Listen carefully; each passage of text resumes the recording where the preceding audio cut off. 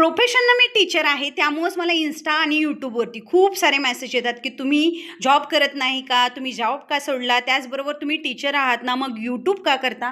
अशा इतक्या सगळ्या प्रश्नांची उत्तरं द्यायला ना, मला खूप जास्त अवघड जाते. म्हणून म्हटलं चला आजच्या व्लॉगमध्ये काहीही रेसिपी जास्त एक्सप्लेन न करता ना, तुमच्या या प्रश्नांची उत्तरं देऊयात. तसं तर मी प्रोफेशनल टीचर आहे बरं का आणि मी एका स्कूलमध्ये जॉब देखील करत होते. तसं तर माझ्या 2 मुली आहेत, त्यामुळं त्यांच्या जबाबदारी पार पडणं, त्याचबरोबर गावाकडं सासूबाईंची देखील जबाबदारी पार पाडणं, या सगळ्या गोष्टी ना माझ्याकडं थोड्याफार आलेल्या आहेत. म्हणून मी यावर्षी म्हटलं, की चला थोडेसा जॉब जरा स्किप करूया थोड्या काळासाठी आणि आपल्या जबाबदारीवरती थोडासा वेळ देण्याचा प्रयत्न करूया. त्यामुळंच थोडासा जॉब मी स्किप केलेला आहे आणि या जबाबदाऱ्यांकडे लक्ष देते आणि कंटेंट क्रिएशन किंवा यूट्यूब म्हटलं तर ही माझी आवड आहे बरं का.